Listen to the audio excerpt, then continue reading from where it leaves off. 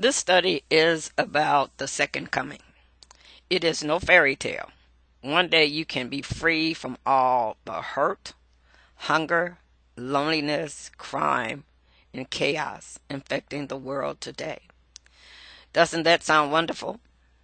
But it's not going to be some charismatic world leader who is going to deliver you. No, your deliverer is far superior. Jesus is coming soon. But there are a lot of misconceptions regarding how he's coming back. So take a few minutes to understand what the Bible really says about the second coming so you won't be left behind. I'm going to repeat that. So you won't be left behind. That's so important. Those words are so important. Okay, this is our study, questions 1 and 2 on our lesson, Second Coming or the Rapture.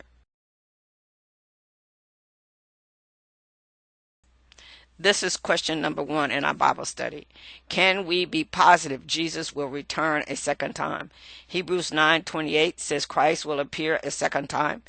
And John 14:3 says, if I go and prepare a place for you, I will come again. So the answer is yes.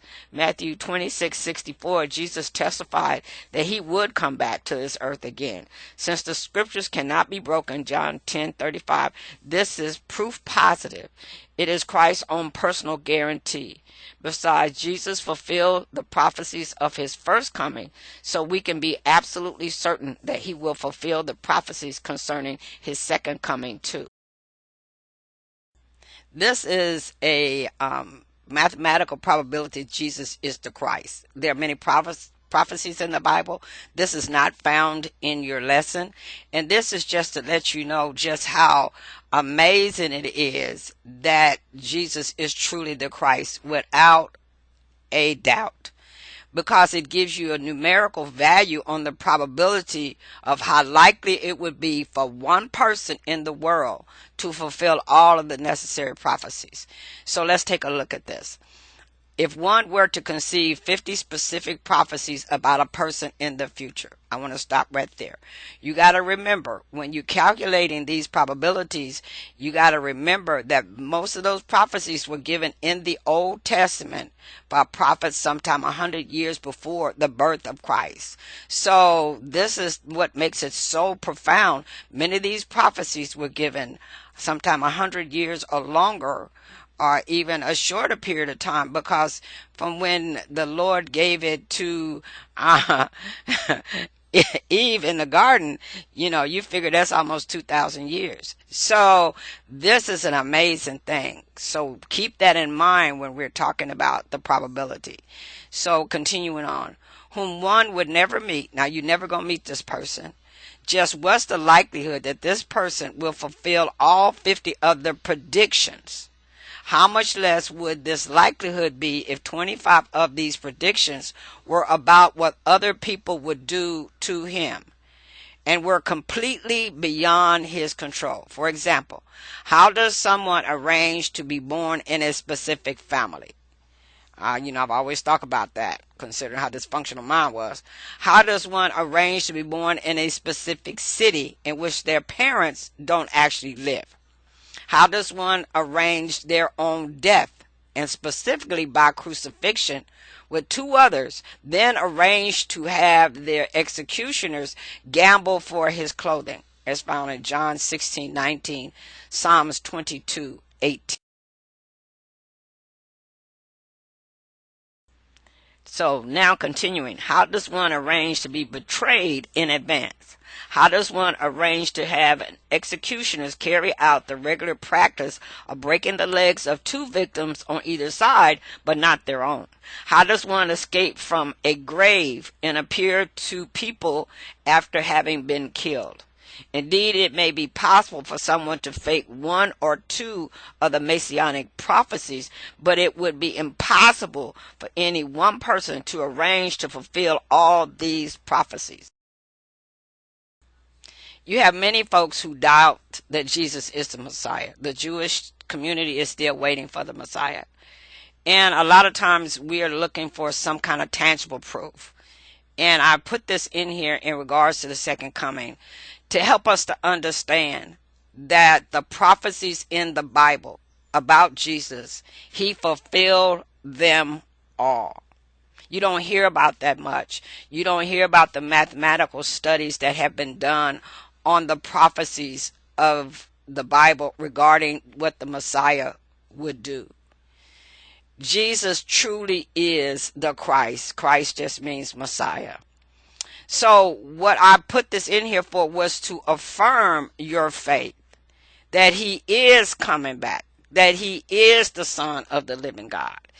So I just wanted you to have something to kind of reflect on. And so I selected this one prophecy about Jesus being born in Bethlehem to kind of break this down, to kind of bring this all together. And this is what I selected. It says, and it reads, finally he submitted his figures, talking about the gentleman that did the study, the mathematical study, and you can go online and check him out.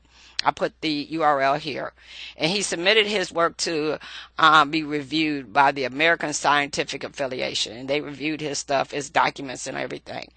And this is what they said. Upon examination, they verified that his calculations were dependable and accurate in regard to the scientific material presented. For example, concerning Micah 5:2, where it states that the Messiah would be born in Bethlehem. And now look how the students did their probability. The professor and his students determined the average population of Bethlehem from the time of Micah to the present day. Then they divided it by the average population of the earth during the same time period. They concluded that the chance of one man being born in Bethlehem was 1 in 300,000. Now let's dissect that last sentence. It means being prophesied that a specific person would be born at a specific time in a specific location. That's what this is all about. So they're saying that if you prophesied hundreds of years before, because remember, this is why the wise men went to Bethlehem, because it was in the prophecy of Micah 5:2. So now, prophesying hundreds of years before that happened, that this person would be born at that time in that place. Keep that in your vision. So it's 1 in 300,000. So let me make you understand how this works. Someone gives you 300,000 coins. You pick one. You put a mark on it. You put it back with the rest of them. They throw it in a big bowl. Shake it all up. You get one chance on finding that coin. That's what that means. So I just want to encourage those listening to this. The assurance from a mathematical probability of Jesus being the Christ, the Son of the living God, is amazing to me when you do the numbers, because he fulfilled all the prophecies, all of them. When you read this guy's whole study, he did a whole thing about all of the prophecies that point to Jesus. And sometimes the mathematical probabilities is astounding. That one person could be prophesied to fulfill certain obligations, be in certain places at the same time, and then dealing with all the stuff that had no relationship to you. All of this was not written after the fact. These things were written before. That's what makes it so profound. It is truly a God thing. Now back to the lesson. Question 2. In what manner will Jesus return the second time? When he had spoken these things, while they watched, he was taken up, and a cloud received him out of their sight. And while they looked steadfastly towards heaven as he went up, behold, 2 men stood by them in white apparel, who also said, Men of Galilee, why do you stand gazing up into heaven? The same Jesus, I'm going to repeat, the same Jesus who was taken up from you into heaven will so come in like manner as you saw him go into heaven. Acts 1:9-11. So the answer is, the scriptures promise that Jesus will return to this earth in the same manner that he left, in a visible, literal, bodily personal manner. Matthew 24:30 says, they will see the Son of Man coming on the clouds of heaven with power and great glory.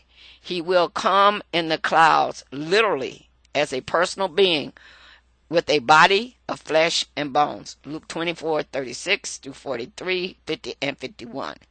His coming will be visible. Scripture is clear on these facts. This is the lesson study information. You will find this lesson on the AmazingFacts.org website. The title of the lesson on their website, if you type this in their search, you will find it. Ultimate Deliverance.